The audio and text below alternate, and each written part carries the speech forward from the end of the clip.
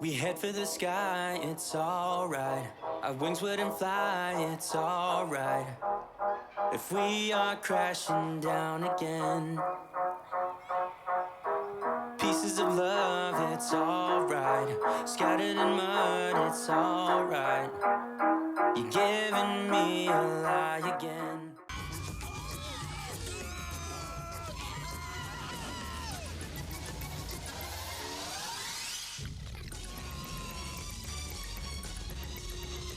The land where fun began is now open.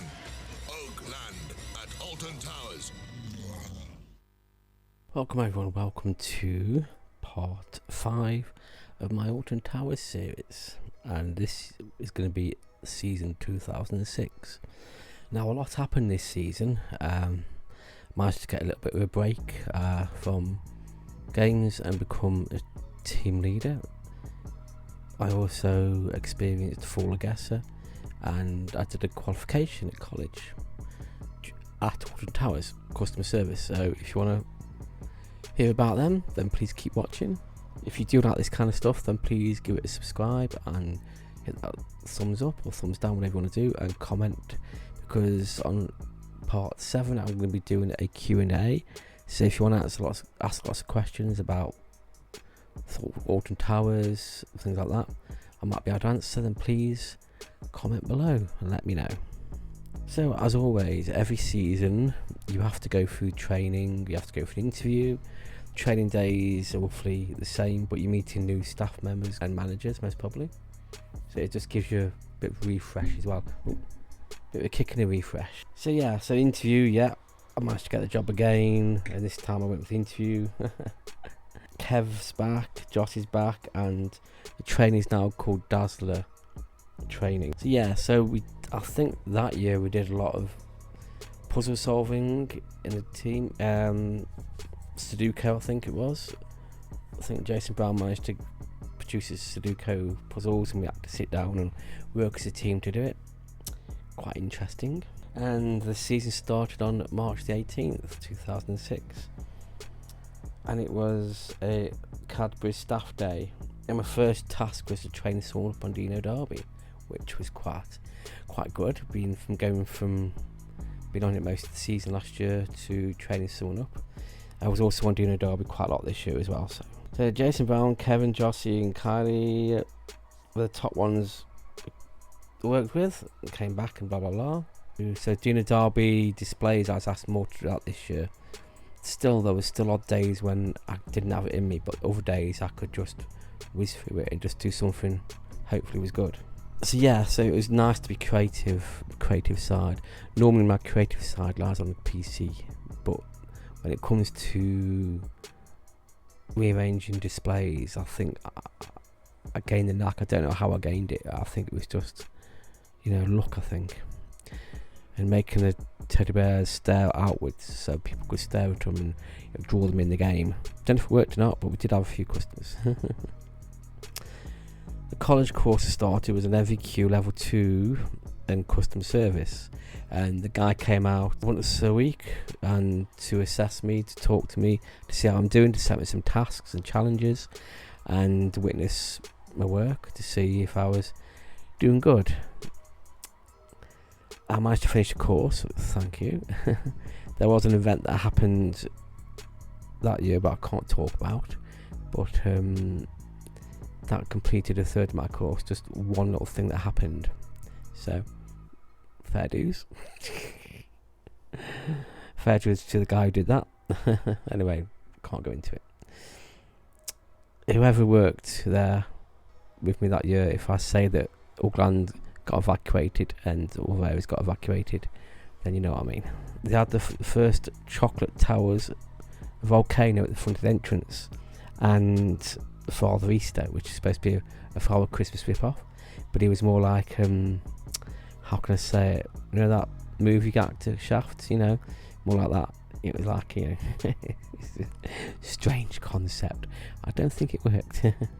But it was, it was presented well. I remember the chocolate volcano, when it spurted out the chocolate and sweets and stuff, they had to put a barrier around it because kids were getting in the way and it was hitting kids. so they had to do it a bit different. But I don't know if they still do it or not. I do not know. But that was an experience. At least the managers come up with ideas that were different, which was good. And what was it, one year, I don't know what year it was, when they did a beach by creating a sand and by the lake, and then adding deck chairs around it, so it was a little bit like a beach. It was really weird how they did it, but it worked. It was really good. I thought it was really good. I can't remember what year that was now. Don't know if it was this year or 2005. I don't know. It was either 2005 or 2006. If you remember, comment below. But I never worked in that area, so I only walked past it going to Auckland and back again, so that's why I forgot all about it. I think this season, this was the last season of working in games, because a company took over the games in 2007. So when I get to the part 6, which is next week, you'll see that it's a very, very short season, because that was the start of my downfall. To be made homeless. But I'll go into that in the next one, so if you want to know about that, subscribe, and then you'll be a notification bell notify when it uploads. Should be Sunday at 3 o'clock next Sunday. That's a different story. That's quite an emotional story. Anyway, I don't know, I'm laughing about it. That was many years ago. So let's get started with 2006, shall we? I mean, I'm only going to talk about the days that inspired me, the days that were good. So this was a good one. On 5th of June 2006, I was training someone else on doing a derby, but we had Aled Jones come to film the Songs of Praise, and he was walking around the site, walking around the area, and he walked into Auckland just by the Dino Derby game, and I was training this lad up, and that lad was going, "Who's he?" I goes, "It's Aled Jones." He's going, "Who's Aled Jones?" He goes, "Remember the song Walking in the Air, from the Snowman?" He goes, "Oh yeah." And then my mate grabbed the microphone and started singing, "We're walking in the..." Oh, and I went all embarrassed, and Aled Jones was stood there, and I had to go out. I went to him and goes, "I do apologise, Aled." And he goes, "It's okay, don't worry about it." He goes, "Okay." And I thought, my God, what, why? And that was quite an interesting one. So I got to chat to Aled Jones. And who else is on Park? And Ralph Little. He used to come on Park quite a lot every year. Yeah, no, he was good. He's in the Royal Family, the TV series and stuff like that, and 2 pints log and a pack of crisps. He's a good actor. He's good. Don't know what he's doing nowadays, but whatever he's doing, I wish him luck. And what else this year? I said this was a year that we took over the game for the Guesser, which was guess your age within 2 years, guess your weight within £2, guess your month of birth within 2 months. The strangest game, because I was so used to the microphone, they let me on there as that a lot, a lot of the time. And when it come to, there was one guy who, after all that was, I guessed his age right, his weight right, his month he was born right, and I don't know how, but I did. And he was going, "Wow, you're good." And the question was, he asked me, "What am I going to do in 5 years' time?" And I goes, "I don't know, working in an office work with lots of people." And he goes, "Oh, you're too good at this." He said, "That you're scary, you're psychic." And I goes, "I'm only guessing." I'm only guessing. And that really boosted my morale, thinking, oh my God, yeah. The most scariest one is when women come up to you asking guess their age or guess their weight, because one thing you don't do is guess a woman's age and weight, and it's like, oh God. The first few times I got a few frowns because I said the weight was too much or the age is too high, but I'm thinking, hey, 1 minute I can make some out of this by guessing younger and the weight less, and then it's getting kissed on the cheeks and stuff with women. It's like, oh, this is worth it. It's worth giving a prize out for. So I got how I got that, and I got liked by a lot of customers because I was guessing the kisses on cheeks off women, only women. So it was funny. That was good. That was the most motivating game for that season. I mean, Dino Derby was good, but for the Guesser, it was so easy to get people to play it. So easy. you know, when people walk past, I was going, hey, I bet I can guess your girlfriend's age or weight, and the boyfriend goes, oh, go on then, let him guess. You know? Most of the time it was going to guess the first one free just to see how good you are. So I thought, okay then, and I guessed, and I made sure I got it wrong. So if they played, they knew they would win, but they didn't. Or sometimes it's just a bit of a play on words kind of thing, and I just loved it. I just loved Full Guess. It was so good. It's one of the games where, yeah, you have to be the right person to play that game. The prizes weren't that much, were just little things, but I think it was just a psychological way of entertaining people, really.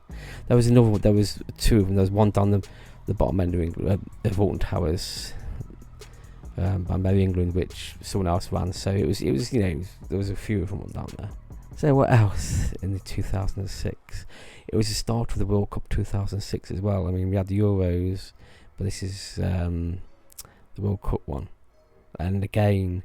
But this time we had big TV screens around the park in different areas, and when I was on Full Guess, there was a big TV screen by me, and it came to the point where when your team was playing, like England, you could wear an England top, because we had different people from Europe there and different countries working there. They could wear their tops on the relevant day their team were playing. So I wasn't much of a football fan, but you know, you just get dragged into it.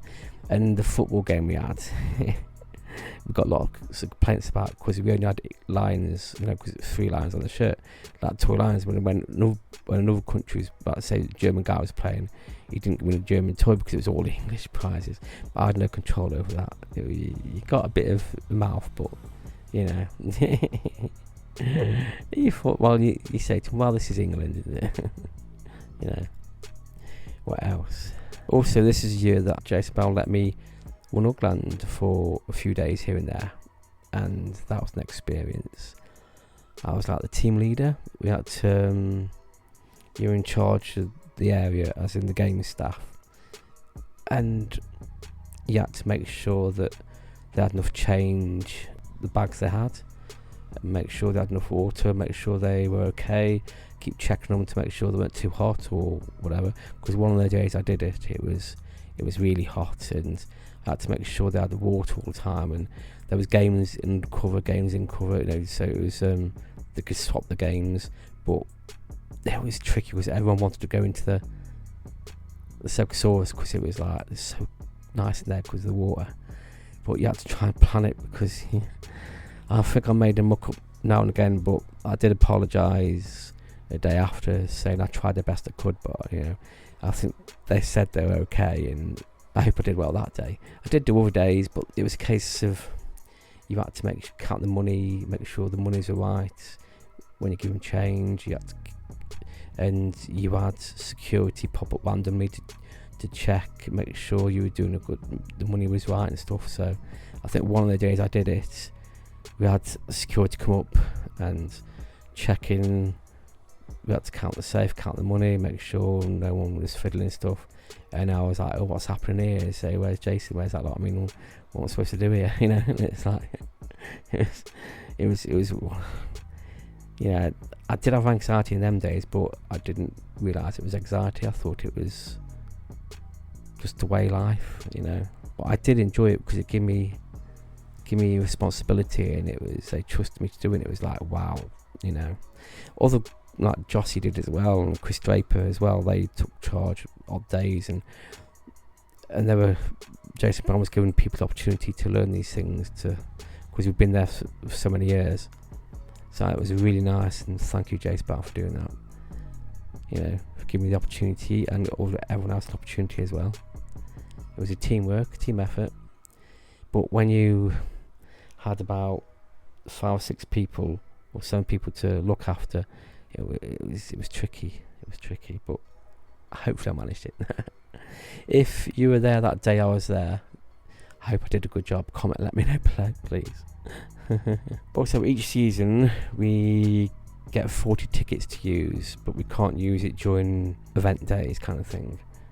My sister came and park with a few of her friends. She had some of the tickets. I think one of the days off I came in and used my ticket and just Busman's holiday, but one park. So also the year of the child in the chocolate factory opened up the ride. There was the old Tour Line Tours where I went on it. It was brilliant. It was cost a lot of money to have though. It was where you go on the glass elevator and you got the old computer screen animation of going up and through different things.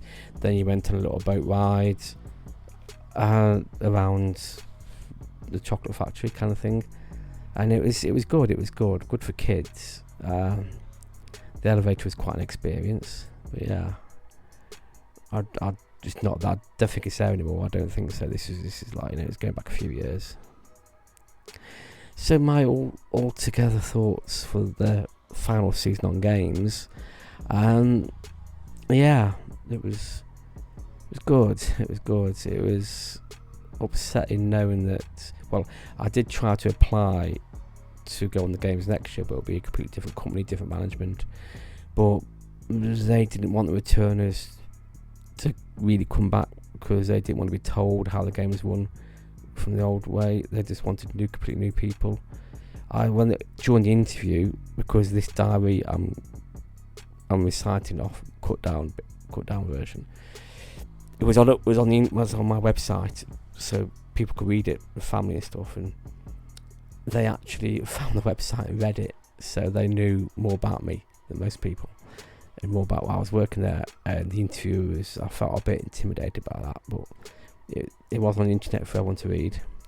But I didn't get it. My anxiety kicked in quite badly at the end of the season because I didn't know what 2007 was going to be like. But I knew that the management and the staff I was with, moved on to food and bev next year. Food and beverage started on there, but I'll go into that in the next part. But yeah, this season though, I mean, lots more famous people on park. It was amazing. It was fantastic, absolutely fantastic. So in part 6, I'm going to talk about the last few months of my working there and what happened after that and what happened to me and how I ended up in Dover.